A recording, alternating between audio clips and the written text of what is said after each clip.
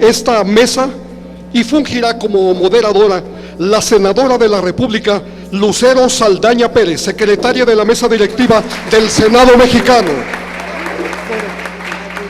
Por lo tanto, tiene usted el uso de la palabra, señora senadora.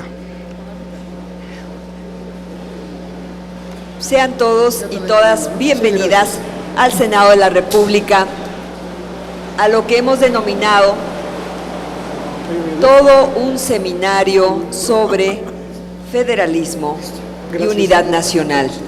En esta ocasión tenemos la mesa 100 años de municipalismo y efectivamente contamos con un invitado que va a dar la ponencia general y otro invitado que también va a darnos su propia experiencia relativo al tema central.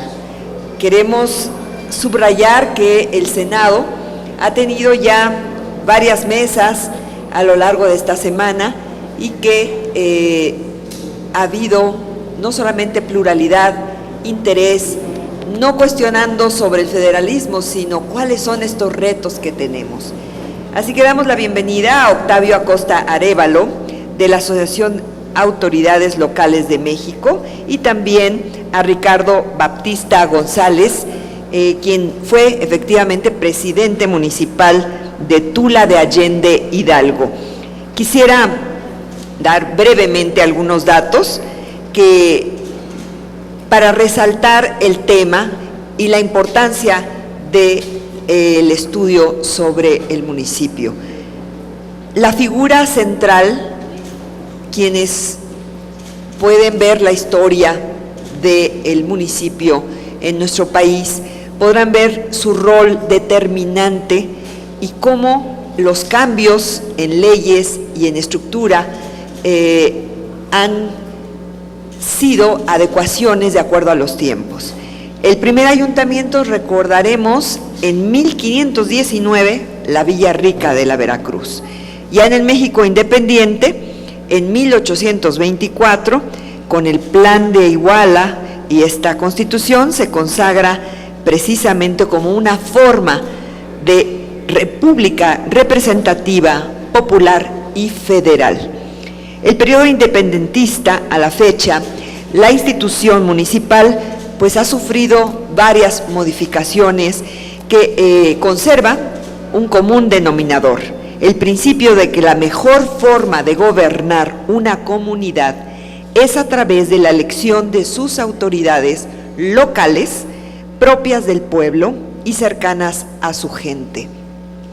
Siempre se ha dicho que los ayuntamientos, los municipios, es el gobierno más cercano a la gente, y lo cual refuerza esa conciencia social y política de la población. Actualmente el municipio es la manifestación primaria de la vida pública del ciudadano y el lugar donde transcurren sus actividades cotidianas. Este espacio de convivencia donde la vecindad de las familias genera necesidades y problemas particulares de diversa índole, que demandan una peculiar organización para su satisfacción. Dentro de esta circunscripción, el municipio desarrolla sus atribuciones constitucionales y atiende necesidades locales primordiales. Actualmente, el municipio está definido en la Constitución desde 1917 y el texto lo define como libre, base de una división territorial y de organización política y administrativa de nuestro Estado mexicano. Diversas reformas constitucionales han impactado la vida del gobierno municipal. Destacan la de 1983, la de 1998 y la del 99, que definen mayor precisión las competencias entre municipio y la garantía de su autonomía política, administrativa y económica. El más reciente cambio fue el aprobado por la legislatura 62, que establece la elección consecutiva para un periodo adicional y para el mismo cargo de presidentes municipales, regidores y síndicos, es decir, la reelección. Este cambio lo hicimos recientemente con la salvedad de que al no tener más de 4 años, y ya tiene 4 años de gobierno, aquí siempre y cuando el periodo del mandato de los ayuntamientos no sea superior a los 3 años. Hay algunos que están teniendo hoy en día, como en el caso del Estado de Puebla, cerca de 5 años, por situación excepcional, para acomodos precisamente de fechas de elecciones. En ese caso, por ejemplo, no operaría, pero siempre y cuando, con esa salvedad, no sea superior a los 3 años. Asimismo, destaco la reforma al artículo 108, aprobada este año, en la que se incluye a los integrantes de los ayuntamientos en el régimen de responsabilidades de los servidores públicos, lo que antes no existía, dentro de sus entidades federativas, por supuesto. ¿Cuántos municipios hay? Bueno, eso también ha variado, e inclusive, bueno, pues puede variar a veces día con día. Hay el dilema de si debe haber más o debe haber menos. Generalmente las poblaciones siempre buscan un estatus superior. Se tienen alrededor de 2.441 municipios y 16 delegaciones del Distrito Federal. Existen grandes diferencias en el número de habitantes por municipio, en su extensión territorial, en el número de ellos en cada entidad. Y esto pues hace también necesario ver el análisis desde diferentes puntos de vista y factores. Estados con mayor número de los municipios, pues está Oaxaca, por supuesto, con 566, mi estado Puebla con 217, Veracruz con 212. Baja California y Baja California Sur solo cuentan con 5 municipios, Colima y Quintana Roo con 11, por decir algunos. Existen municipios o delegaciones que superan el 1,5 millones de habitantes, como Iztapalapa, en el distrito aquí federal, Ecatepec de Morelos, en el Estado de México, Tijuana, Baja California, y también Puebla. Otros que tienen menos de 200 habitantes están como Santa Magdalena, Jicotlán, Santiago Tepetlapa y Santo Domingo Tlatlayapan. Índice de desarrollo humano, que es otro indicador importante para ver precisamente cómo está la calidad humana. El IDH superior a .9169 lo tiene la capital, el Distrito Federal. Además de San Pedro Garza García, en Nuevo León, y San Sebastián Tuxtla, en Oaxaca. En contraste, otros tienen un valor inferior a .5000, que son Cochuapa, El Grande, Patópilas, Chihuahua, Coicoyán de las Flores, Oaxaca, y Tehuipango, Veracruz. En los gobiernos municipales, destaco este dato, las mujeres constituyen apenas el 6.8% de presidentas municipales. Es decir, si en la historia del municipalismo vemos que primero fue el voto a nivel municipal, las mujeres podían votar y ser electas primeramente en sus municipios, y después, ahí por los años 20, 30, según cada entidad, después en los 50 a nivel federal. Si tiene mayor antigüedad el voto municipal, ¿por qué tan pocas son las presidentas municipales? Entendemos que ha habido cuotas, pero a nivel plantilla de regidurías y síndicos, pero no en la titularidad. Entonces ese es un tema que algunas entidades no cuentan con mujeres, tienen 0% de presidentas municipales, como Baja California y Quintana Roo, y 27.6% de quienes ocupan el cargo de síndico son mujeres. Se tiene una proporción de 38.2% de regidoras. ¿Qué retos tendríamos entonces? Bueno, los desafíos de índole técnico-administrativo, mucho de lo que se ha hablado de capacitación, profesionalización de los servidores públicos, la actualización de su marco jurídico vigente, particularmente referido al tema financiero, y diversas cuestiones de carácter político, así como las necesidades aún no resueltas generadas por el contraste multicultural y por las marcadas diferencias en el nivel de ingreso y de bienestar social. Así que bueno, pues aquí hablaremos del tema y podemos incluir estos dos retos, que es asegurar la participación y corresponsabilidad de la sociedad civil, de la comunidad, en las decisiones fundamentales de los municipios, al ser el gobierno más cercano. Y transitar también, subrayo, a la paridad política, que hasta hoy casi el 7% de los municipios son presididos únicamente este porcentaje por mujeres. No obstante, hicimos la reforma para que la próxima elección del 2015, en el terreno legislativo federal, puedan incluirse 50-50 de candidatos y candidatas. Los municipios se encuentran aún muy lejanos a alcanzar esta paridad y puede haber progresividad, pero sí creemos que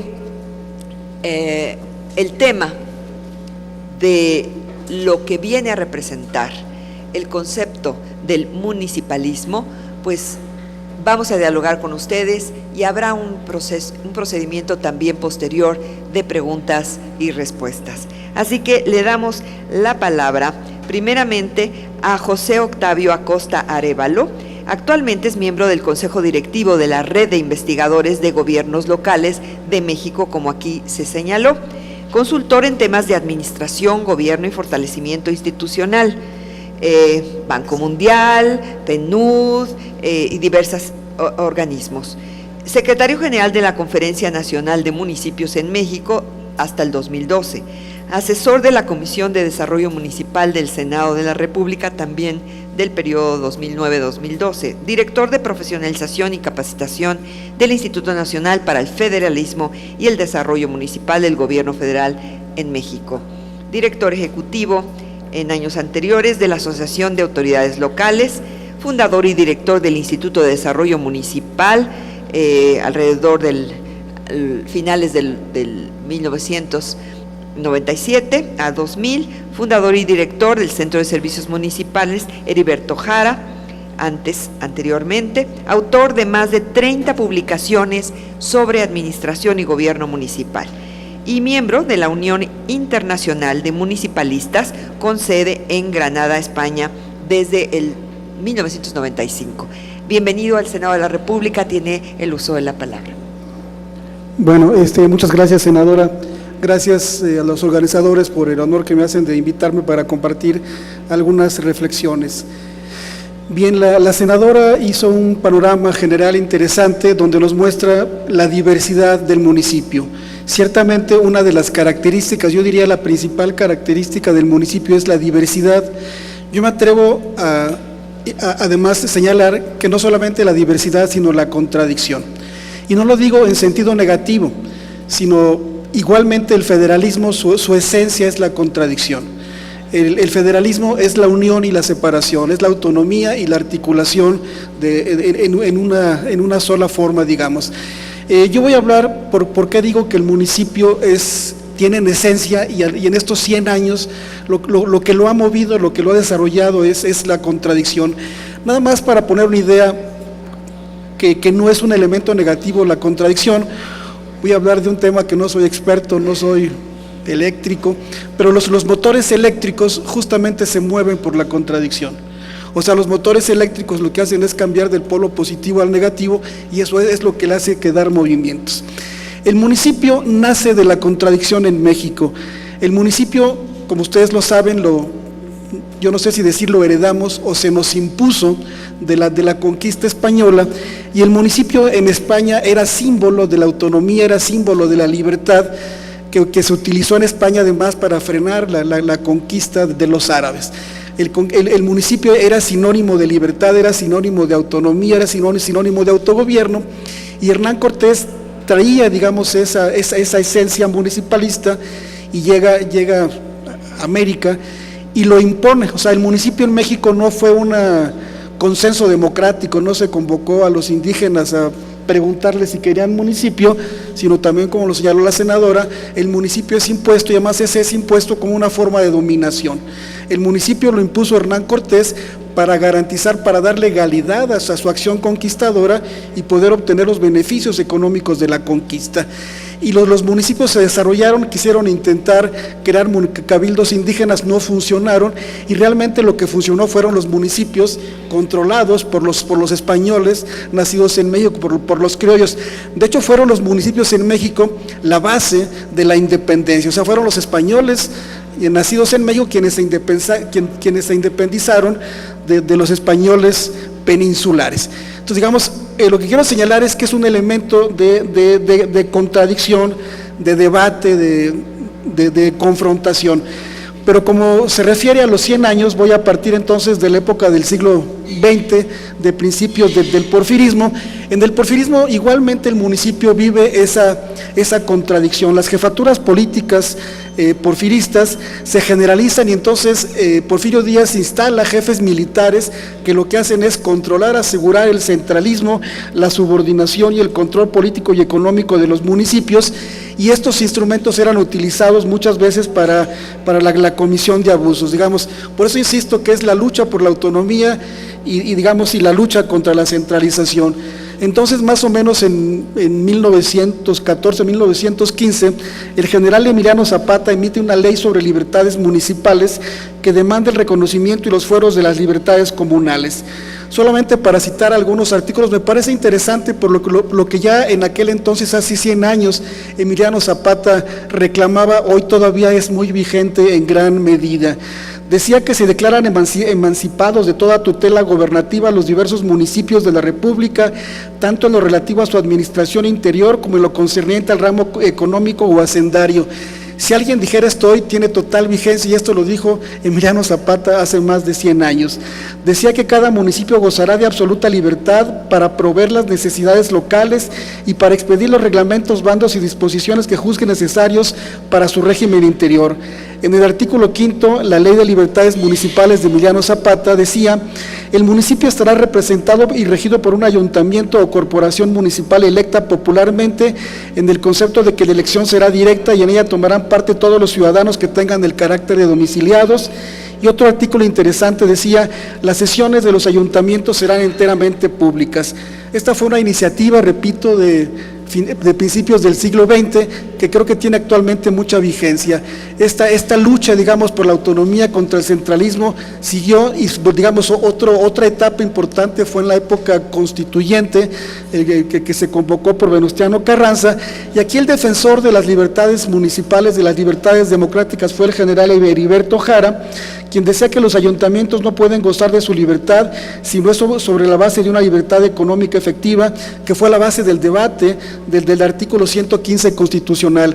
Aquí es importante señalar que si bien, digamos, Heriberto Jara es de los defensores del municipio, él perdió la votación, o sea, realmente el artículo 115 que heredamos del constituyente no fue con este concepto, o sea, si bien se habla de una libertad municipal, pero una libertad hasta entonces bastante tutelada. Realmente el municipio va avanzando en su autonomía hasta hace no más de 20 años, ahorita voy a referirme a ello, pero el municipio, digamos, se debate desde su origen, por eso insisto en su esencia contradictoria de ser una instancia autónoma, de ser el representante legítimo de los intereses locales, a ser una instancia subordinada, tutelada, dominada, controlada, financiada externamente, o sea, sin capacidad para autorregularse. Heriberto Jara decía: queremos que haya una base para que el Estado no tenga sujeto al municipio, porque en esas condiciones hay que tenerlo presente. Cuando un Estado no quiere darle libertad a sus municipios, basta con que la legislatura les ponga taxativas, basta con que el Ejecutivo inicie determinadas medidas y que sean aprobadas por el Congreso local para quitar la libertad a sus municipios. Repito, estas ideas, estos conceptos tienen una vigencia que si fueran dicho hoy serían totalmente actuales. El historiador Lorenzo Meyer dice: las fuerzas desatadas por la revolución no pudieron ni quisieron circunscribirse a las reglas constitucionales. Desde Carranza el poder ejecutivo prevaleció sobre el legislativo y el judicial, y a diferencia de los verdaderos sistemas de partidos, la victoria política no dependió de los resultados de las urnas, sino del reconocimiento de estas que hicieran las autoridades centrales. Digamos, si bien es cierto que la Constitución del 17 es una constitución que habla del federalismo, pero es un federalismo, como tengo entendido que varios han expuesto aquí el día de ayer, es un federalismo donde el elemento que domina, repito, si hacemos, recordamos esto que decía de la contradicción del positivo y el negativo, ha dominado un solo elemento. O sea, no se trata, el federalismo no habla que desaparezca el centralismo, si habla de un equilibrio, o sea, buscar ¿cómo se puede decir? Como una articulación entre el positivo y el negativo, o sea, en esa combinación permanente, digamos, de elementos contradictorios para promover el desarrollo. O sea, lo que quiero decir es que después de la Constitución, si bien quedaron artículos que hablan de un país federalista, en los hechos desde entonces ha dominado una gran tendencia y una gran esencia centralista del sistema político mexicano. Otra evidencia de esto es en 1928, con el fin de eliminar a la oposición en el DF, Calles promueve una reforma constitucional que tuvo como resultado la supresión del régimen municipal en el Distrito Federal y se encomendó al gobierno federal de su territorio al presidente de la República. Todavía a mí me llama la atención si caminamos por algunas calles del centro, vamos viendo hacia abajo y encontramos las tapaderas de las coladeras, dicen Ayuntamiento de la Ciudad de México. O sea, el gobierno de la Ciudad de México era un gobierno de ayuntamientos, era un gobierno electo, y esto se eliminó, esta fórmula democrática de elegir a las autoridades se eliminó en 1928, repito, vuelve a prevalecer, digamos, el régimen centralista. Estoy ahora sí que a grandes brincos, a grandes saltos. En 1983, en un contexto de crisis económica ya a finales del siglo XX, ustedes recordarán que las crisis económicas eran cíclicas, digamos, el país vivía una permanente crisis económica, llegamos a vivir inflaciones superiores al 100%. Yo me acuerdo que las informaciones oficiales decían la inflación este año va a ser de un dígito, porque la inflación era de 20, 30, 40, llegó a superar el 100%, y en este contexto de graves crisis económicas, de la caída del precio internacional del petróleo, de inflación, de desempleo, de la caída de los impuestos fiscales, repito, hay que ubicar dónde el contexto, digamos, de la reforma del 83, porque más bien la reforma del 83 obedece como a un intento de decir, a ver, ya la federación no puede, digamos, hacer frente a esta situación, pues vamos a pasarle parte de la carga, digamos, de sacar adelante las obligaciones del Estado. Entonces hay reformas, yo creo que desde la reforma del 83 son dos elementos los principales. Una reforma política es que cuando se crean hay una representación proporcional de los regidores, y una reforma económica que se transfiere, se le quita. De hecho, la Federación, el Congreso Federal le quita al Estado la facultad para cobrar el impuesto predial y se la da a los municipios, repito, con la idea de poner a jugar, de poner a participar en la atención de las demandas sociales a los municipios y tener un elemento más como de poder hacer frente a esta crisis económica del 83. Esos años fueron importantes, los municipios, digamos, asumen un papel más protagónico, o sea, se llega a una suerte de, ¿cómo decirlo?, de agudización del centralismo. Ustedes recordarán en el periodo de Carlos Salinas de Gortari el programa de solidaridad, digamos, con una gran mercadotecnia, pero era la intromisión hasta la cocina, las facultades municipales que son agua, drenaje, pavimentación, alumbrado público, las hacía la Federación. O sea, inclusive, bueno, había anuncios muy bien hechos que reclamaban alumbrado público, que son facultades, que son servicios estrictamente municipales, los hacía la Federación. Entonces esto lo que hizo fue como, pues llevó una polarización de las contradicciones, y entonces se viene como una especie de oleada municipalista que tiene, digamos, en este contexto, pues su empuje. Hay una fuerte competencia electoral, el partido hegemónico pierde grandes municipios. En aquel entonces, por los 80s, la oposición en su conjunto, el PAN, el PRD no existía entonces, pero los partidos de izquierda, el Partido Comunista, el Partido Socialista, en conjunto no tenían más de 60 municipios, y pasan de 60 en la década de los 80 a los 90 a gobernar más de 500 municipios. Hubo un momento que la mayoría de las capitales eran gobernadas por la oposición, la oposición gana grandes ciudades, grandes espacios en el nivel municipal, y de hecho autores como Mauricio Merino llaman la revolución municipalista. Yo creo que sin este fenómeno, sin este desarrollo de la lucha municipal no se entendería, digamos, la transición, los grandes cambios que ha tenido nuestro país. Digamos, como producto de este avance municipalista, en la década de los 90 nacen las actuales asociaciones de municipios, nace la Federación Nacional de Municipios, nace la Asociación de Autoridades Locales, nacen la Asociación de Municipios de México, asociaciones más ligadas pues a los principales proyectos políticos PRI, PAN, PRD, pero digamos, pero se entienden como este auge. Ahí se reforma el artículo 105. Esto es importante, aquí hay una coyuntura, si no me equivoco, en el estado de Chiapas. El gobierno del estado le quita o le pretende quitar el registro civil a un municipio, si no me equivoco, Delicias, y entonces el municipio de Delicias, así es, Enrique, es Delicias, Chihuahua, presenta una controversia constitucional. Y por primera vez en la historia la Corte le da entrada a la controversia constitucional, y no solamente le da entrada a la controversia, sino que resuelve favorablemente al municipio, diciéndole que el Estado no puede quitarle, digamos, esta función de registro civil.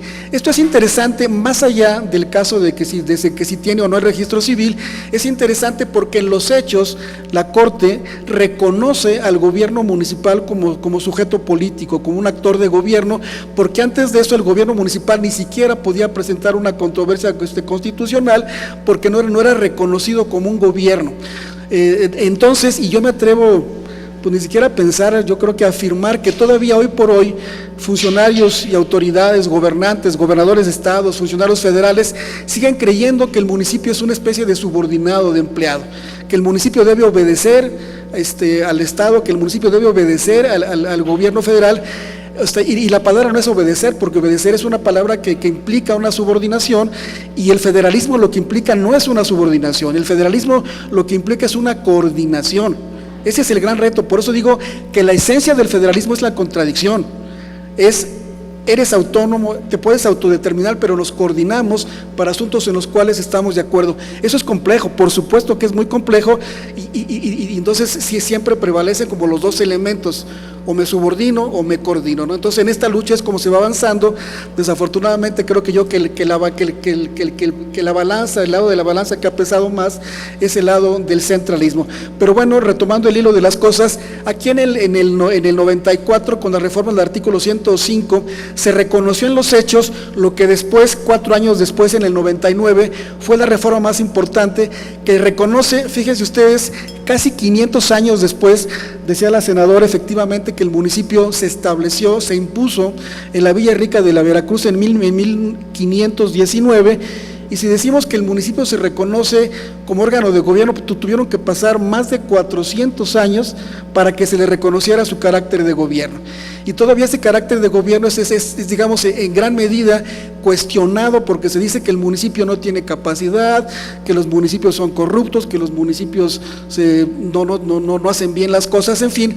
Pero en la medida que no se contribuya, que la federación no haga un acuerdo, más que acuerdo, un compromiso realmente para fortalecer al municipio, el municipio tendrá que ser, bueno, no tendrá, pues, o seguirá siendo tutelado, seguirá siendo subordinado, porque nos pesa más, digamos, esta parte de la centralización. El siglo XXI, tenemos en el 2000, el PRI pierde la presidencia de la República, con el antecedente, como decía yo, de lo que el doctor Merino llamó una gran revolución municipalista.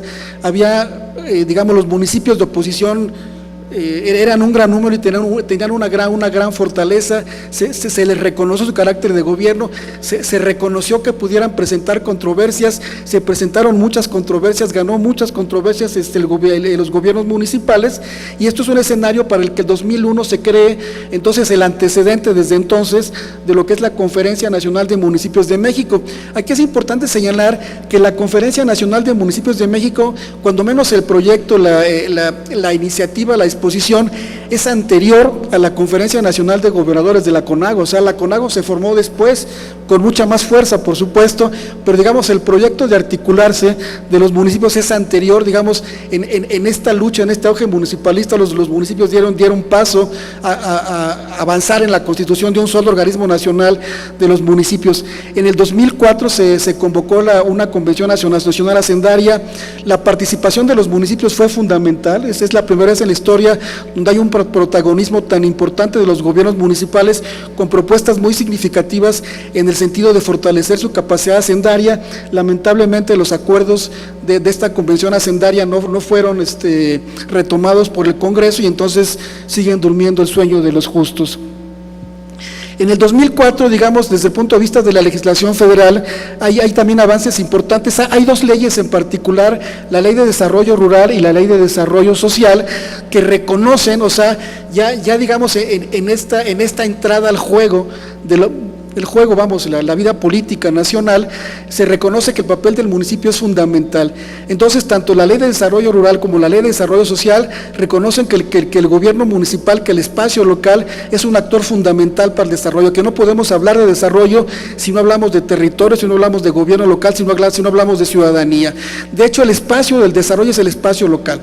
O sea, cuando la Federación habla de desarrollo, cuando el Estado habla de desarrollo, ese se traduce o debe traducirse necesariamente en un territorio. El desarrollo no se da en el cielo, en las nubes, se da en un territorio, y el territorio es local, y este carácter lo reconocen en primer lugar estas leyes de desarrollo rural y desarrollo social. Y entonces viene un proceso. Hay un fenómeno también, digamos, con la pérdida del PRI de la presidencia, se da un fenómeno que yo creo que estamos en una transición, pero que no se está resolviendo, en mi particular opinión, beneficiosamente para los municipios. Cuando el PRI pierde la presidencia, alguien dijo, ahora sí que los gobernadores se quedaron sin jefe. O sea, ya digamos que los gobernadores ya no obedecen al presidente. Entonces, Enrique Cabrero, yo no sé si es esta autoría de él, pero cuando menos a él se lo adjudican, utiliza la frase de feudalismo. Entonces los gobernadores se vuelven en pequeños o en grandes feudos. El presidente, en este caso, la mayoría de gobernadores siempre han sido priistas. El presidente panista, ni Vicente Fox ni Calderón, digamos, retoman o tienen la capacidad de ejercer, digamos, la influencia, la dirección o el control que tenía el régimen priista. Y entonces eso digamos, lo que hace es como que perdón por la expresión, a lo mejor un tanto vulgar, pero como que le suelta las riendas a los gobernadores, que es un fenómeno que ahora, este nuevo sexenio que el PRI retoma, está volviendo, como establecer un acuerdo del modelo centralista, de controlar a los gobernadores, pero siempre, digamos, en esta lucha entre gobernadores y federación, quienes siguen pagando los platos rotos, quienes siguen siendo una instancia subordinada, controlada, sometida económica y políticamente, son los gobiernos municipales. Digamos, ahorita hay una mayor tensión entre el presidente de la República y los gobernadores, pero los municipios, digamos, en cierta forma lo voy a decir en sentido no negativo, pero se ha resuelto la contradicción como retomando el control. O sea, no es sobre la base de fortalecer a los municipios y construir un federalismo, digamos, mayor coordinado, federación, estado, municipio, sino es buscar un nuevo equilibrio de la relación gobierno federal, gobiernos estatales, pero sobre la base que los municipios siguen siendo instancias controladas. Digamos, en eso estamos. El siglo XXI está, digamos, los albores, las 2 décadas que llevamos, hay un proceso de recentralización, hay un debilitamiento de las estructuras de los municipios. Los municipios no han sido capaces, ni el modelo jurídico, financiero, fiscal, para fortalecer sus finanzas. Sus recursos son muy precarios, son insuficientes. Han crecido los recursos transferidos, el ramo 33, los programas. De hecho, todos los programas que los gobiernos municipales, no todos pues, pero la gran mayoría, sobre todo en municipios medianos y pequeños, son programas que son con recursos federales. O sea, el municipio, recursos propios tienen muy pocos o a veces ningunos para impulsar proyectos de desarrollo, proyectos de seguridad, proyectos de economía, etcétera. Entonces lo que hace es aplicar, o sea, solamente aplicar, porque no tiene la facultad de incidir en decidir las políticas, las reglas de operación, entonces nada más transfieren recursos y solamente aplica los programas que son diseñados en la federación, el Estado. Se ha incrementado la polarización política, hay una insuficiente organización social, digamos, la sociedad en esto también se ha mantenido controlada, no ha habido un avance, no ha habido como un salto en el empoderamiento de la ciudadanía, se ha extremado la violencia y la criminalización. Aquí, repito, es un tema, lo digo con mucho cuidado, pero es esta debilidad estructural de los municipios las hace presa fácil del control de la delincuencia organizada. O sea, si tenemos municipios con poca capacidad institucional, con poca representatividad política, con pocos recursos, el municipio es como, digamos, es un enfermo que entra a un salón donde hay muchas posibilidades de contagio. Entonces, digamos, la posibilidad que tiene el narco de influir en estos medios, pues es muy fácil, vamos, o sea, porque no tiene la capacidad de oponerse. O sea, la delincuencia organizada que va y lo extorsiona, le pide dinero, el municipio dice, pues, ¿qué hago? O sea, que ojo, no lo estoy justificando, lo que estoy diciendo es tratando de entenderlo, o sea, los municipios, muchos de ellos, digamos, se han, no sé qué palabra utilizar, se han vinculado, se han sometido a la delincuencia organizada fundamentalmente por su precariedad institucional, por su debilidad, por su debilidad, pues, que los hace presa fácil. Y entonces también, y esto, digamos, de manera negativa, aquí, digamos, es muy fácil verlo, cuántos alcaldes han matado en los últimos 63 alcaldes asesinados, alcaldes acusados de estar vinculados, vamos, a la delincuencia organizada. Repito, insisto, no por justificarlo, pero sí para entenderlo. Esto tiene que ver mucho con su debilidad, con su precariedad institucional. Los recursos de los municipios han crecido, pero no ha cambiado. La senadora daba algunos panoramas del índice de calidad de vida, el índice de desarrollo humano.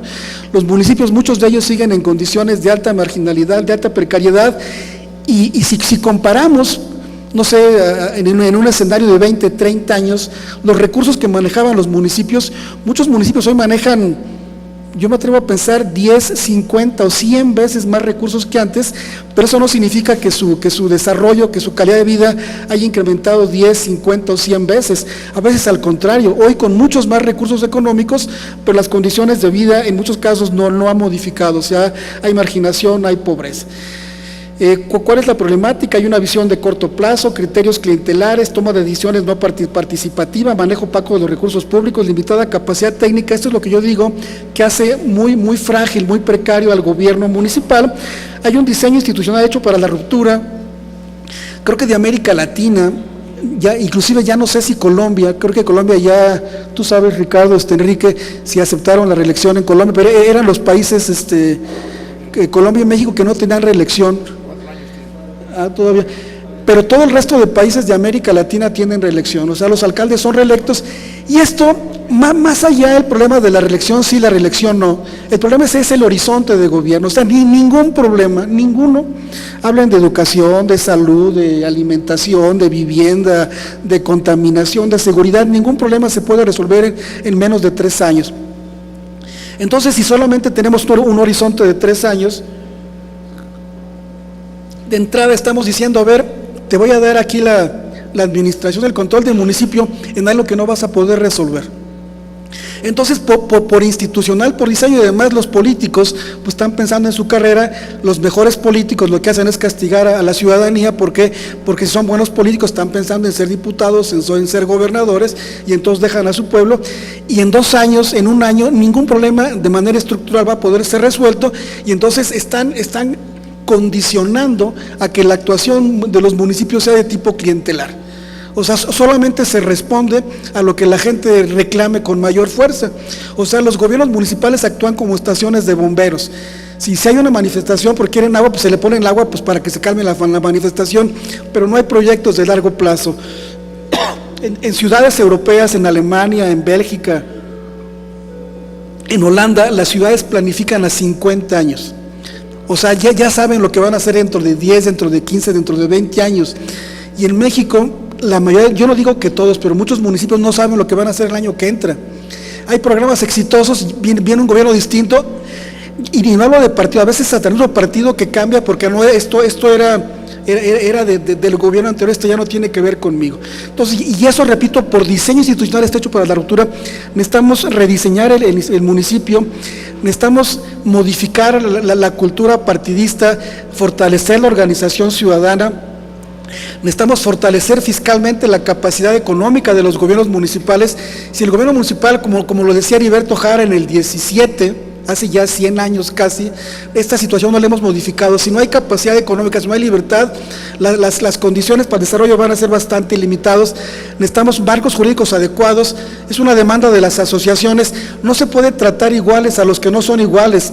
Decía la senadora en su presentación, hay municipios oaxaqueños con población de 150 habitantes, y hay municipios como Ecatepec con 1,5 millones de habitantes, y el marco jurídico para el oaxaqueño y para el mexiquense son exactamente el mismo.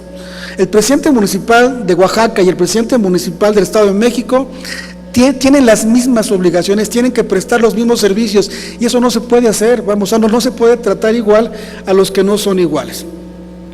El federalismo, decía en un principio, el federalismo, su esencia, su riqueza, su complejidad es la contradicción.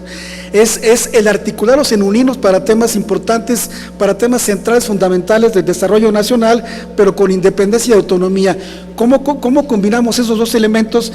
Ese es el gran reto del federalismo. El Estado unitario condensa el poder político en una sola organización institucional. La diferencia esencial entre el federalismo y el centralismo, entonces, la estructura dual de federalismo, donde cada una de las partes conserva su capacidad propia de reproducción política. Repito, ese ADN, o sea, esa esencia biológica de los estados, de esa dualidad debe mantenerse, no la podemos limitar. En el mundo, la mayoría de los países son centralistas. México, creo que en el mundo habrá, no sé exactamente, más o menos como 200 países. Tengo entendido que solamente como 20 o 25 países son federalistas. Pero el federalismo, en esencia, en teoría, es el modelo más democrático porque busca articular esta contradicción. Hoy no lo hemos resuelto. Yo espero que no la abandonemos, que no tiremos nuestro federalismo a la basura, sino que recojamos el debate, construyamos esa construcción para avanzar de la manera más democrática. La esencia del federalismo, insisto, es esa institución dual, la autonomía política que conservan para esto los estados y el autogobierno más gobierno compartido. Desde esta perspectiva, el federalismo resulta una forma de organizar el poder cuya misión política es distribuirlo, o dicho de otra manera, cuya misión es evitar la concentración. El federalismo jurídicamente establece una relación de subordinación del Estado a los ciudadanos, soberanos en cuanto al pueblo, lo cual hace evolucionar a la propia de democracia y sus expresiones constitucionales. Los gobiernos actualmente han ocupado una posición subordinada, digamos, hay que retomar, hay que enriquecer estos debates. No podrá haber un desarrollo democrático, equitativo, si no se fortalecen las instancias que están más cerca de la población, que son los gobiernos. En la reforma del 99 hubo importantes reformas, la más importante ya la señalamos, la de reconocer como gobierno, pero ahora hay que trabajar en su fortalecimiento y su capacidad para que pueda haber realmente un desarrollo. Termino ya diciendo algunos de los temas, repito, son temas que están en debate, pero que más o menos hay consenso que hay que retomarlos. Uno, la reforma política del DF. Recordemos que inclusive, como su nombre lo dice, el Distrito Federal, su esencia era la sede de los poderes federales. Aquí ya se hizo una situación muy compleja que ya no es solamente una sede como es Washington D.C., por ejemplo, o como es el Distrito Federal de Buenos Aires en Argentina, sino que es un estado, inclusive el más grande o de los más grandes de la República, pero que había perdido inclusive sus facultades políticas de elegir a gobernantes. Entonces, hay que retomar, aquí hay un debate de que los habitantes del DF tienen derechos políticos y deben, digamos, poder decidir sobre su propio destino. Ha habido avances importantes, yo creo, pero es un tema todavía que debe fortalecerse. Necesitamos resolver problemas de la coordinación metropolitana, en cualquier tema, en tema de movilidad, en tema de seguridad, en tema de cobro de impuestos. O sea, las metrópolis no respetan fronteras, las metrópolis metrópolis van de un estado a otro, van de un municipio a otro, y hay que pensar, hay que resolver el problema de los gobiernos metropolitanos, hay que resolver el problema de las facultades particulares específicas de la federación, del estado y los municipios, hay que avanzar en la descentralización, hay que fortalecer el federalismo fiscal, que hay que darle potestad al municipio y exigirle que sea más transparente, que rinda cuentas. Cuando decimos que hay que fortalecer económicamente al municipio, no se trata de solo darle dinero y olvidarnos de él, vamos a fortalecer los esquemas de control, de auditoría popular, pero sí fortalecerlos económicamente, porque si no, no hay capacidad para avanzar. Hay que fortalecer las relaciones intergubernamentales en el sentido de acuerdo y cooperación, no de subordinación.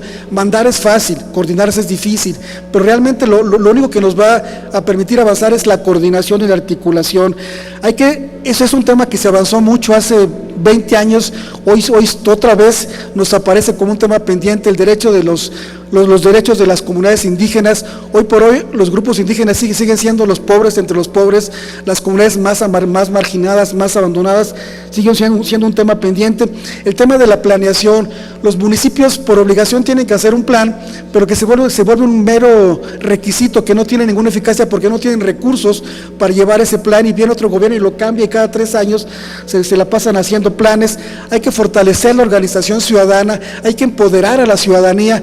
Repito, hace rato decía que el tiempo y la participación son fundamentales para resolver los problemas, y en este caso los problemas solamente podrán ser resueltos si hay una participación ciudadana activa. Y finalmente también avanzar en temas de transparencia, de fiscalización, de control gubernamental de los gobiernos a manos de los ciudadanos. Son solamente algunos de los temas que siguen siendo vigentes. Necesitamos avanzar. Yo creo que el federalismo, decía una persona, es un regalo maravilloso que nos dieron nuestros legisladores originales hace muchos años, pero que lo tenemos todavía como envuelto, como los regalos de boda que no abrimos. Hay que tomarlo, hay que asumirlo, hay que debatir, hay que construir, avanzar en esta coordinación más equitativa, más justa entre federación, estados y municipios, y no pensar que uno de los 3 ámbitos es el que tiene que dominar, que dar idea a los demás, porque esto, digamos, la evidencia, más allá de si me gusta o no me gusta, me parece que la evidencia es que no nos ha funcionado. Necesitamos avanzar hacia niveles superiores de coordinación. Disculpen la extensión y muchas gracias.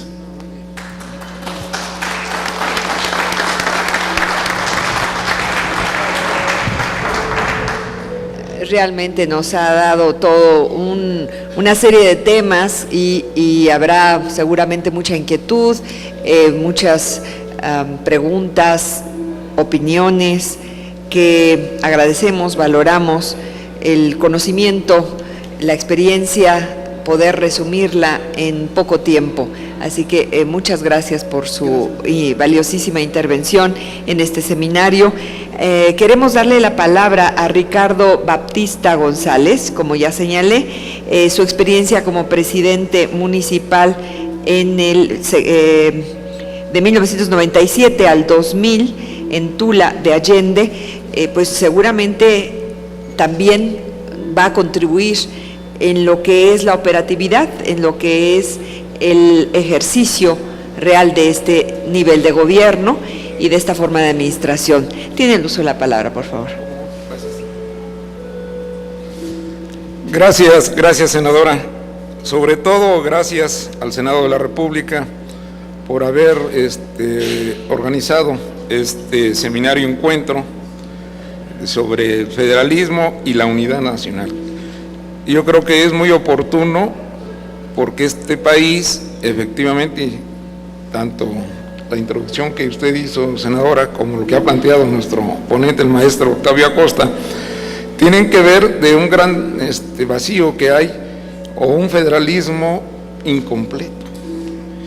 Y si nosotros también reconocemos que el Senado es el garante del federalismo, pues es el tiempo efectivamente que se retome, que se revise.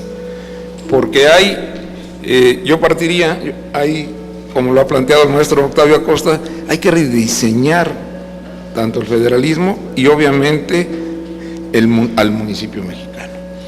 Yo diría que, para empezar, pues ha sido muy amplio lo que ha planteado aquí el maestro, porque decir 100 años de municipalismo, pues es tan amplio, es tan diverso, y son tantas etapas de la historia en México que cuando plantearon el nombre de este tema, de los 100 años de municipalismo, obviamente tiene que ver con la promulgación que hizo don Venustiano Carranza hace más de 100 años, o más bien va a cumplir 100 años el 25 de diciembre de este 2014, donde promulgó la primera ley municipal.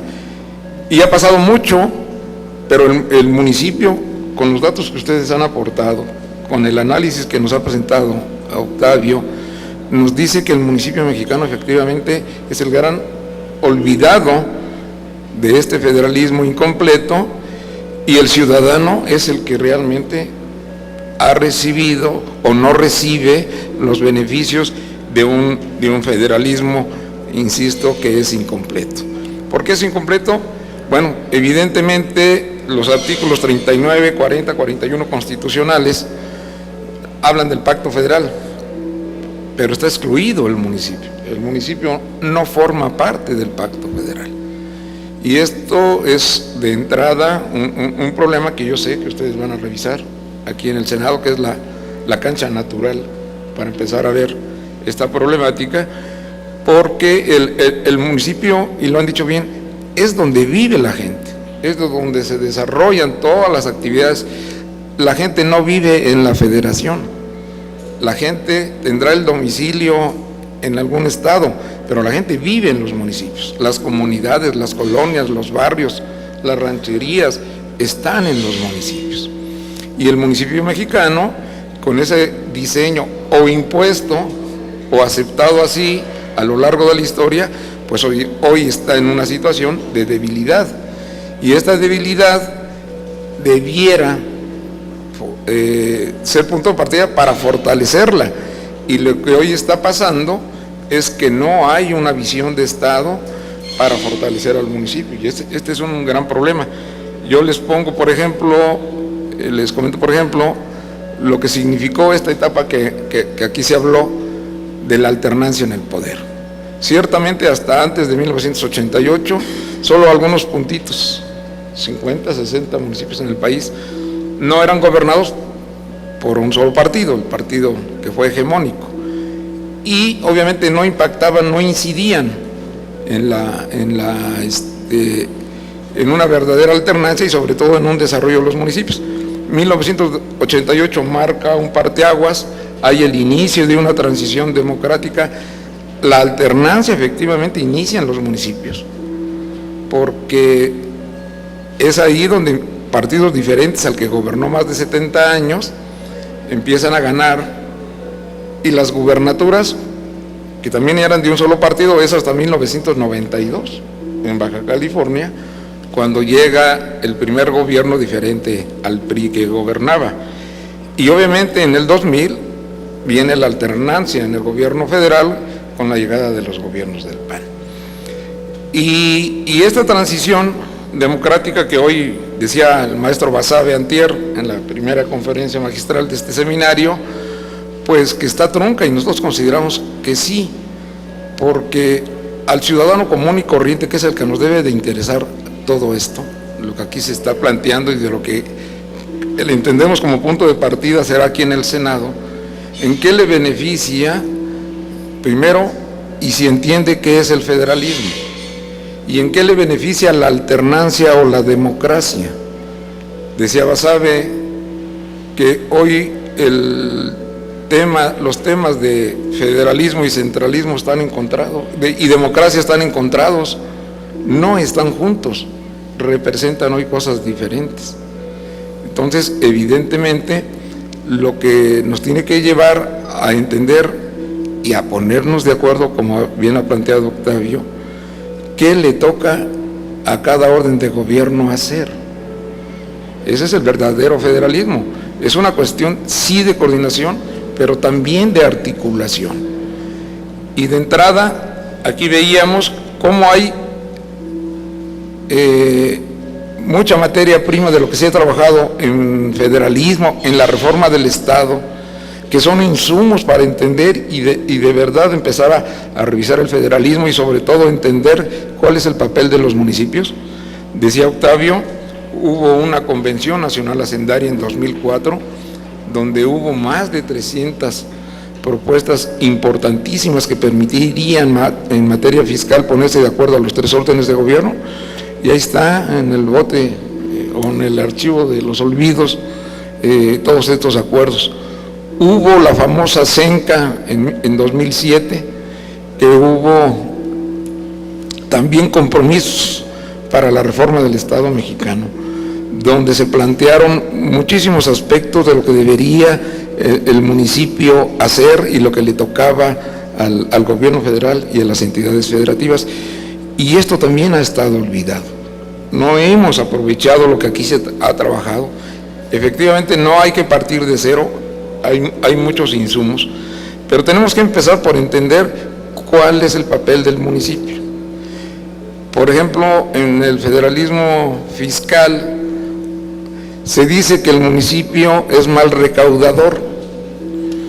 Lo es, pero hay que entender por qué. En principio, todos los impuestos de este país son federales, menos el predial. El predial es el único instrumento, el único impuesto que tienen los gobiernos municipales.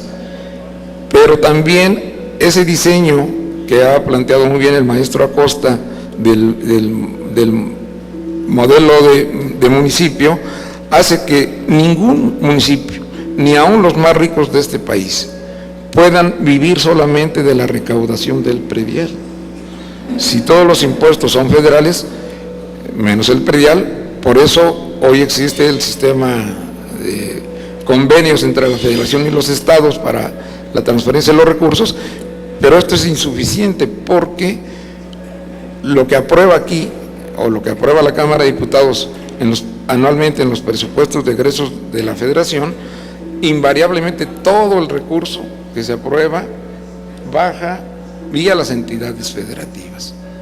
Y eso es una verdadera complicación también para los municipios, porque hay, y perdón la palabra, hay el jineteo de los recursos, hay la retención de los recursos, hay la entrega tardía de los recursos, que no ayuda a que el municipio, a obras inclusive ya etiquetadas, las puedan sacar en tiempo y forma. Y esto lleva a revisar en esa parte, por ejemplo, el modelo de las transferencias federales y las transferencias estatales a los municipios. Cuando usted habló, senadora, y también Octavio, de la diversidad municipal, pues efectivamente no se les puede tratar igual cuando hay más de 2,000 municipios en este país con población menor a 50,000 habitantes, que tienen una vocación sobre todo del campo rural, y no se le puede atender igual como las grandes ciudades, como aquí se dijo, como Iztapalapa o Ecatepec, que tienen fortalezas, que tienen otras estructuras en recursos humanos, en infraestructura, en financieramente, capacidades que no tienen esa mayor parte de 2,000 municipios del país, y que evidentemente viven de las transferencias que se autorizan aquí. Entonces, si de por sí traen rezago ancestral en obras y servicios públicos los municipios en México, pues no se puede alcanzar ni cumplir las obligaciones de bienes y servicios que están obligados los presidentes municipales, los gobiernos, cuando hay la carencia económica, cuando no tienen la capacidad, y municipios con tanta pobreza, sobre todo los indígenas, que a quién le cobran el predial, cuando tienen tierras improductivas, cuando el abandono en el campo en muchas regiones es evidente, y cuando la gente no tiene empleo y no tiene capacidad, ¿qué impuesto pagará? Entonces, eso es lo que yo entiendo muy bien cuando aquí se habla de que tenemos que revisar el modelo municipal y iniciar un verdadero federalismo aquí en este país. Se mencionaba también el asunto de la reelección. Efectivamente, en México no sabemos en qué momento o quién decidió que un gobernador dure 6 años, que un presidente de la República dure 6 años y que un alcalde o un gobierno municipal durara 3 años. Nosotros no tenemos registrado en qué momento de la historia alguien decidió eso. Y es correcto que la reelección sea un punto de acuerdo, que además ha sido una parte de la agenda de las asociaciones de municipios en México, la reelección. Porque es necesario, en 3 años nadie puede desarrollar un municipio, un gobierno local, cuando hay la limitación del tiempo. Y ya efectivamente se dio el primer paso desde la reelección, aunque también hay que decirlo, vino acompañado para que desde el 2018 también los senadores se puedan reelegir por una sola ocasión, o los diputados federales puedan reelegirse hasta 4 ocasiones. Y en el caso de los municipios es una sola vez, y como bien dijo la senadora, por una sola vez, y solamente en los estados donde los municipios duran 3 años de gobierno. Pero eso es un paso positivo, pero es insuficiente. Si aquí ha marcado muy bien el maestro Acosta, si no viene acompañada la reelección municipal de mayor transparencia, de mayor rendición de cuentas, si no viene acompañado de mayores potestades, atribuciones y competencias, pues no le va a servir al ciudadano que su gobierno municipal le dure 3 o 6 años. Por eso sí es muy importante primero entender la problemática y rediseñarlo a partir de su diversidad y de lo que verdaderamente puede ayudar a que un gobierno municipal dure 6 años, porque si no va acompañado de todos estos elementos, pues difícilmente le servirá al ciudadano, que de por sí es crítico. Los gobiernos, los partidos, los políticos en este país son los más rechazados. Nosotros lo sabemos, lo vivimos. Y cuando ven, si es malo 3 años, ¿cómo nos lo van a dejar 6 años? El ciudadano lo sabe, o si ve que no hay la transparencia, si no hay la rendición de cuentas, el ciudadano pues se da cuenta. Y nosotros hemos planteado, la ALMAC, una de las asociaciones de municipios de este país, que tiene a los gobiernos de izquierda, de que la reelección también debería de llevar la revocación del mandato. Esto es, que el ciudadano tenga también el instrumento de quitar a un mal gobierno, de revisar vía la urna por la que fue electo, cuando un gobierno no funciona, no nada más llamarlo a cuentas.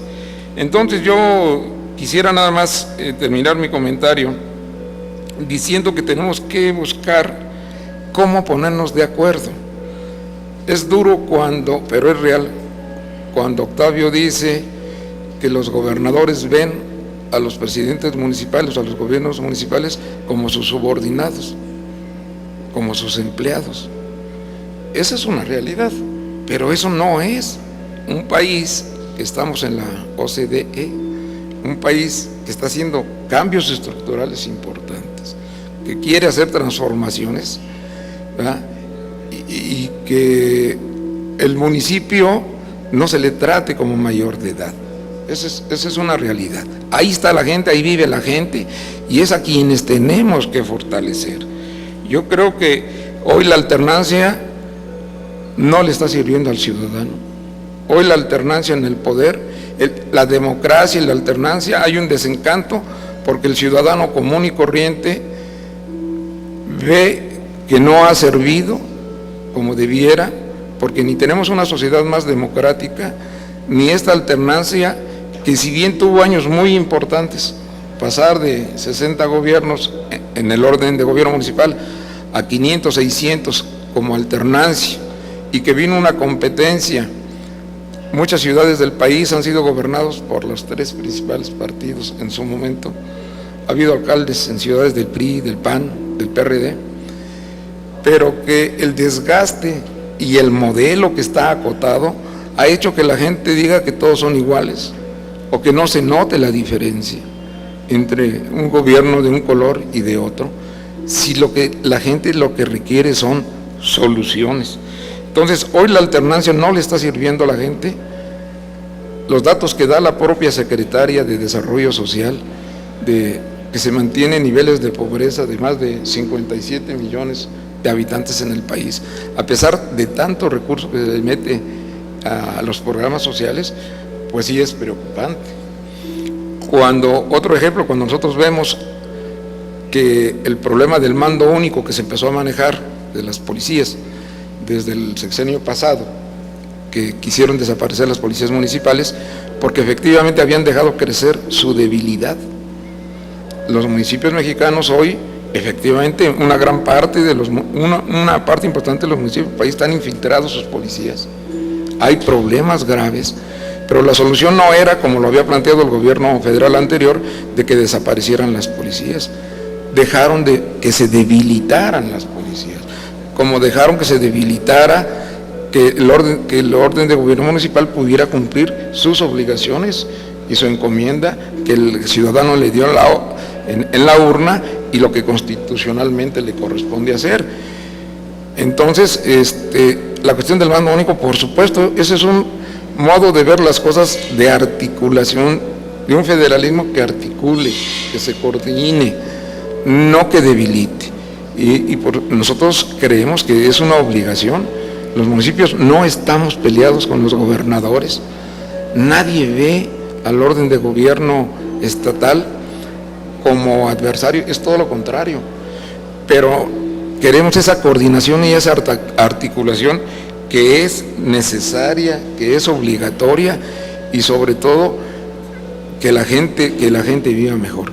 Así que yo creo que pues tienen un gran compromiso aquí, los senadores, de un punto de partida que es la revisión del federalismo mexicano y sobre todo que al municipio se le pueda dar el lugar y la competencia que le corresponde para mejorar este país. Yo creo que estamos aún a tiempo de hacer muchas cosas y ojalá que el municipio mexicano no siga siendo como hasta hoy lo han tenido, ¿no? Gracias.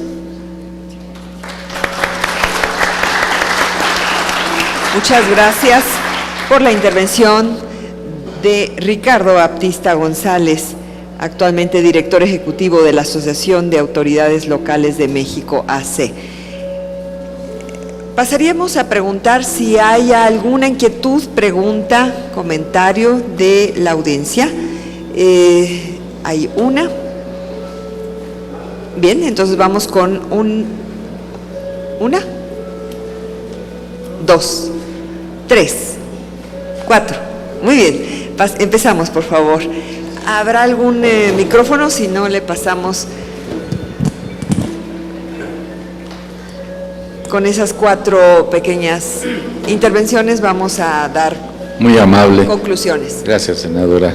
Luis Rojas, para servirles. Una extraordinaria exposición, Octavio. Nos diste un repaso completo de lo que es el municipio libre desde su nacimiento y tus propuestas finales. En tu propuesta final, en el último punto, hablas de transparencia y que eso es algo que todos los mexicanos quisiéramos que esa palabra llegara a los oídos de todos los gobernantes. Yo creo que una forma, bajo tu mejor opinión, es en los municipios, es integrar grupos de apoyo ciudadanos para la exigencia del cumplimiento de la demanda del propio municipio. Pero el problema es que los presidentes municipales no permiten o no se dejan ayudar por el propio pueblo. ¿Qué alternativa podríamos tener ahí? Esa es una pregunta para Octavio. Para Ricardo, tu experiencia, mi querido amigo, es grande. Hablar sobre los apoyos económicos, sobre la interferencia brutal de los gobernadores ante los presidentes municipales es desastroso. Me tocó tener una experiencia, no fui presidente municipal, pero la viví en Coatzacoalcos cuando Armando Rotter, presidente municipal perredista, recibía apoyos de petróleos el municipio cuando gobernaba el PRI. Cuando llegó Armando Rotter a la presidencia municipal, Miguel Alemán recogió ese apoyo y se lo llevó a la gobernatura. Después había que pelearlo, se lo regresaron. Pero eso es por falta de una definición política, por falta de reglamentos, de leyes, y a veces existen. Hoy los presidentes municipales parece que vienen a la Cámara de Diputados con la Comisión de Programación y Presupuesto, pero obviamente los diputados, según la prensa, pues actúan bajo un moche. ¿En dónde está la transparencia? Por eso les digo, esa palabra transparencia es una hermosa palabra. Ojalá que todas nuestras autoridades federales, sean legisladores, sean del Poder Ejecutivo, nos las grabáramos profundamente y que los mexicanos exijamos el cumplimiento de esa palabra, transparencia. Y tú, ¿qué podríamos hacer contigo, Ricardo, para mejorar esa relación gobernador-presidente municipal? ¿Qué es lo que hay que hacer? Porque eso lo vivimos en toda la República, ese pleito y esa subordinación, o el concepto que tiene el gobernador de la subordinación del presidente municipal ante él. Muchas gracias y excelente exposición de los dos. Muchas gracias. Vamos a hacer las preguntas en bloque para que las respuestas también sean muy comprimidas. Estamos hablando aquí un poco más atrás.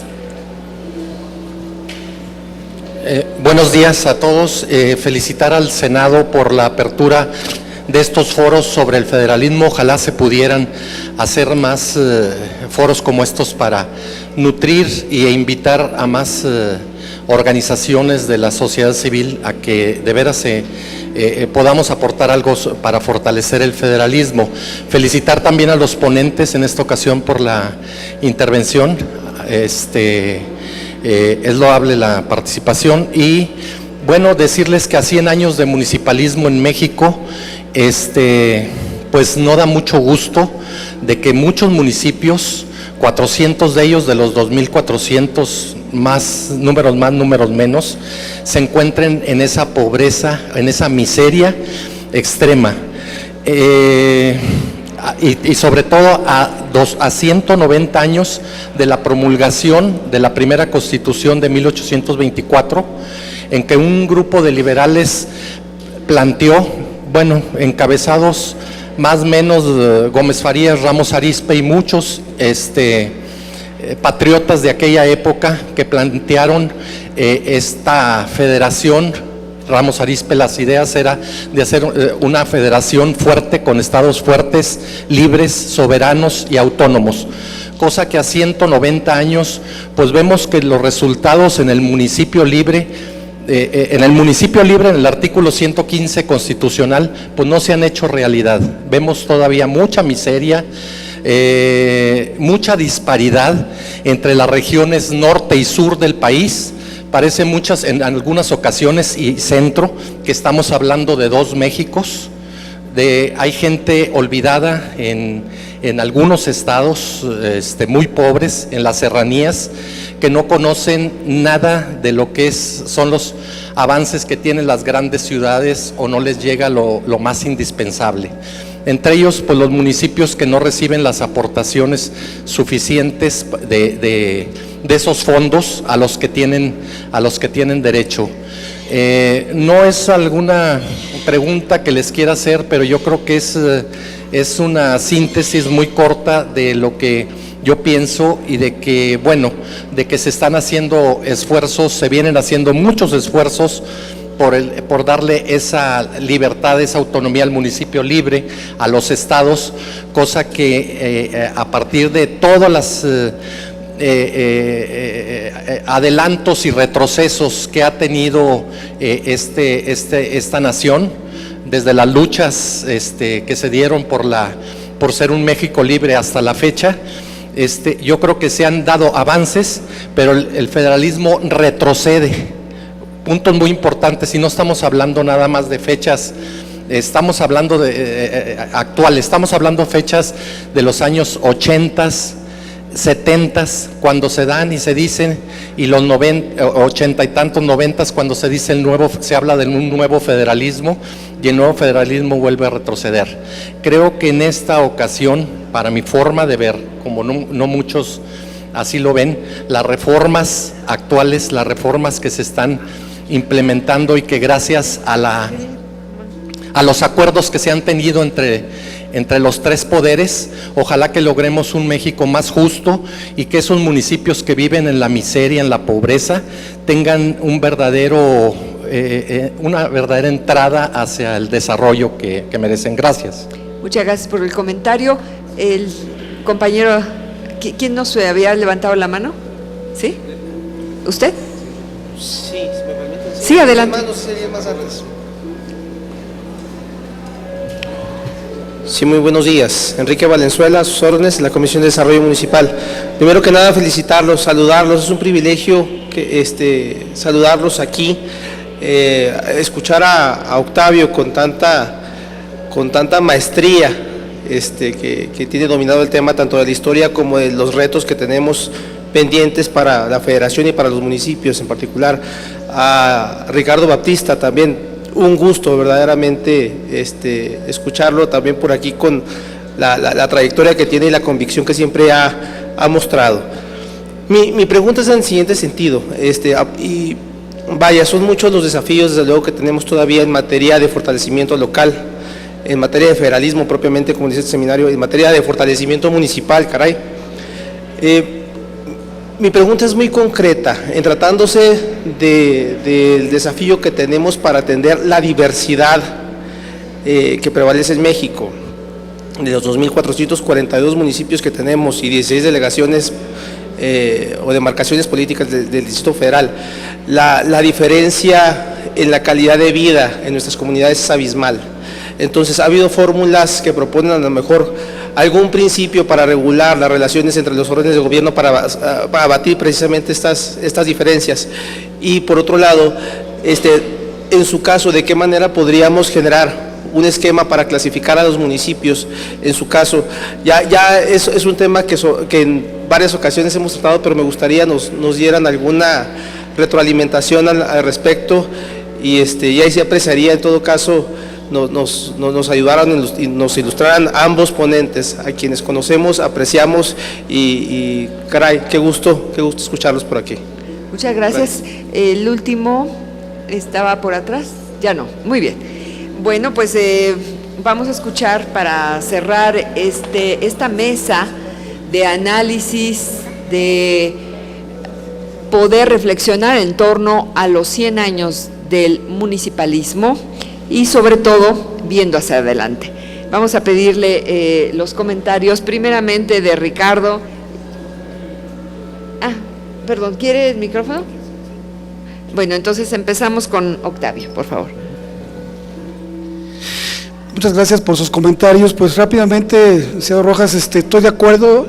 La transparencia, la rendición de cuentas, que son cosas distintas, debe ser una condición, pero para que se logre, yo creo que no va a ser un regalo de los gobernantes, sino debe ser una exigencia que demande la población, y eso requiere la organización, requiere la participación, requiere la organización.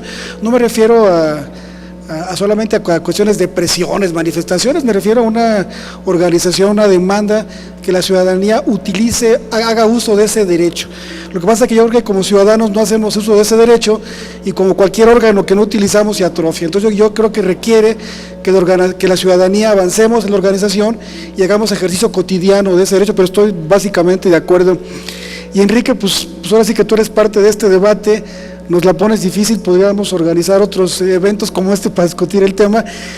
Federalismo es lo contrario a unitarismo, a homogeneidad. O sea, federalismo implica diversidad, implica articulación.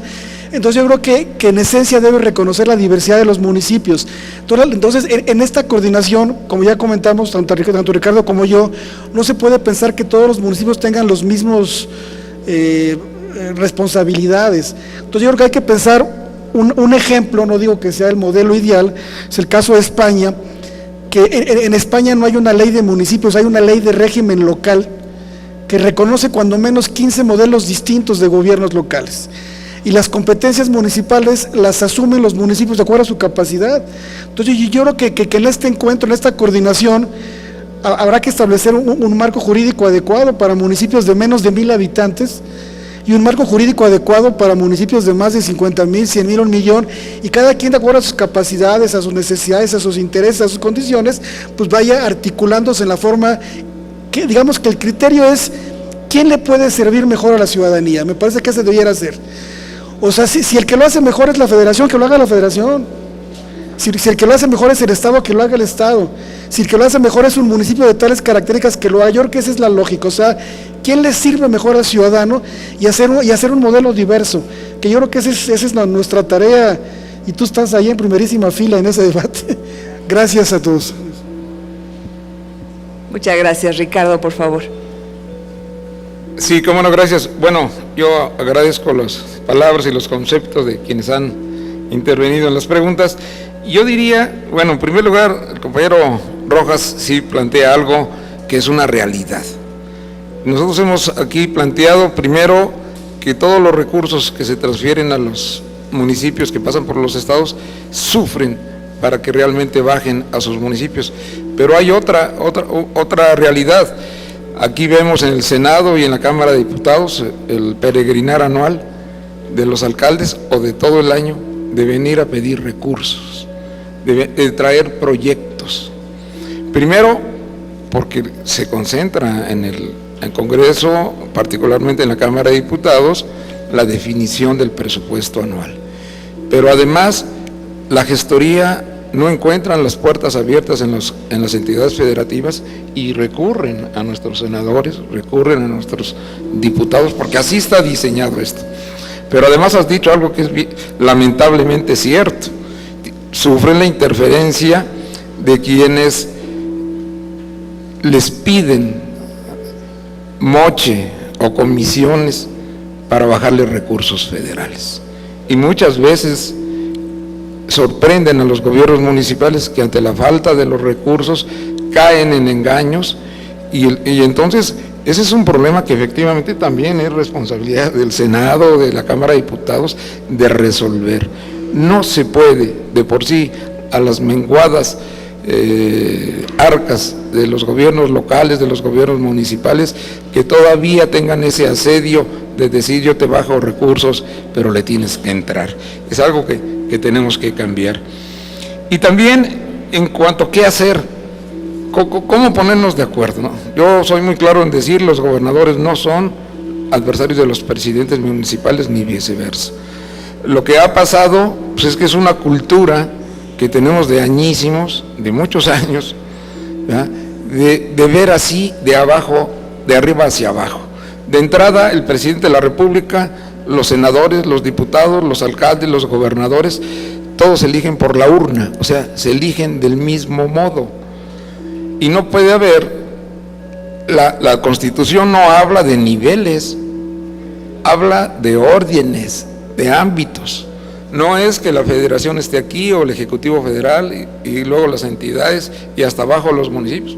Son ámbitos que tienen una competencia constitucional cada quien que cumplir, pero esa cultura de que, pues lo acabamos de escuchar hace unos días de un gobernador que aquí en mi estado mando yo, pues esa es una cultura equivocada, porque esto no ayuda. Yo creo que hay que hacer, bueno, es un asunto también, no nada más de leyes, es un asunto también de voluntad política. No hay niveles, hay ámbitos.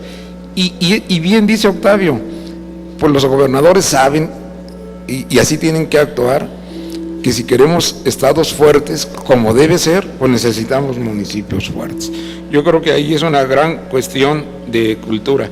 Y yo terminaría diciendo, efectivamente, por ejemplo, el 115 constitucional, que es quien regula, quien tiene el marco jurídico del actuar de los municipios mexicanos, pues no está reglamentado, ni siquiera está reglamentado, y ese es otro pendiente, senadora, que tenemos de reglamentar el 115 constitucional.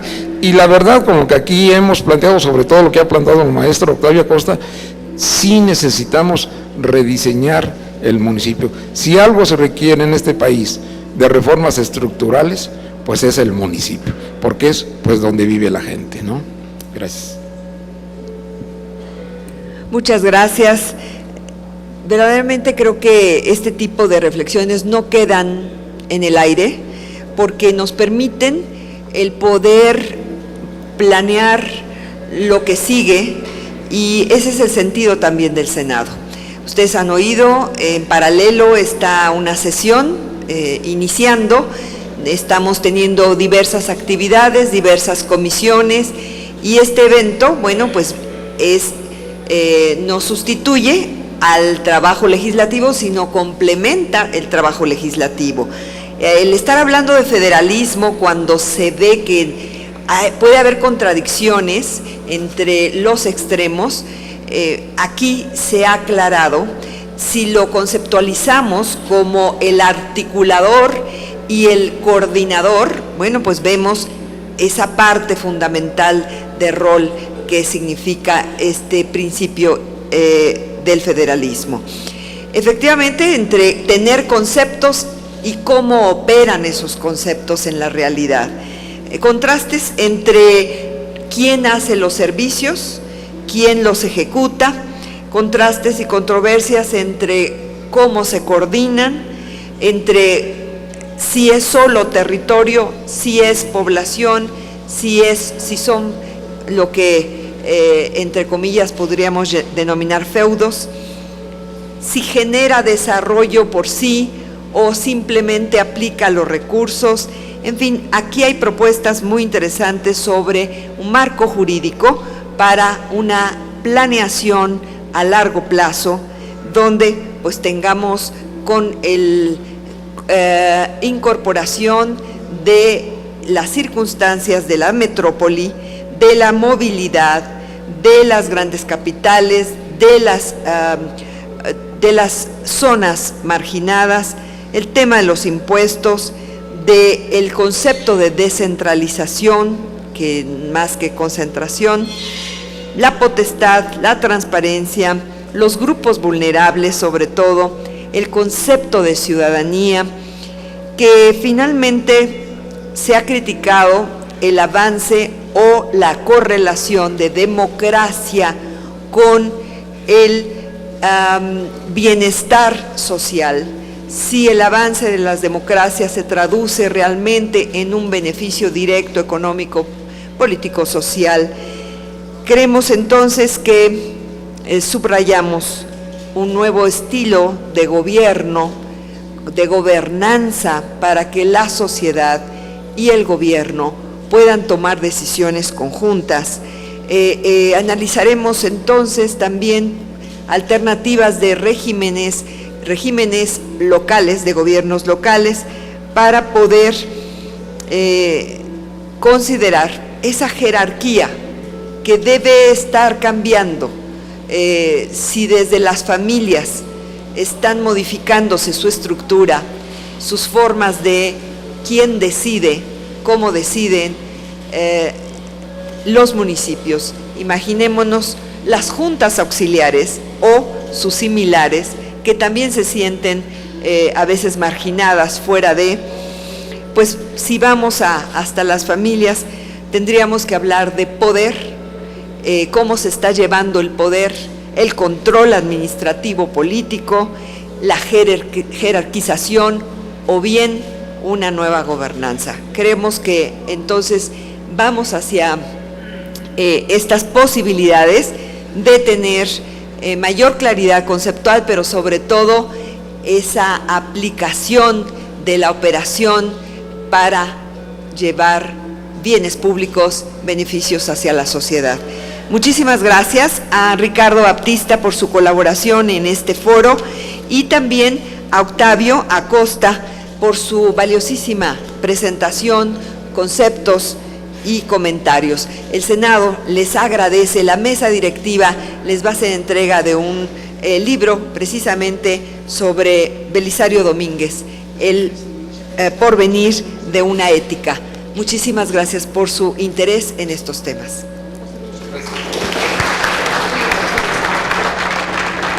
Muchas gracias a la senadora Luz Rojas Pérez por haber moderado esta mesa muy interesante.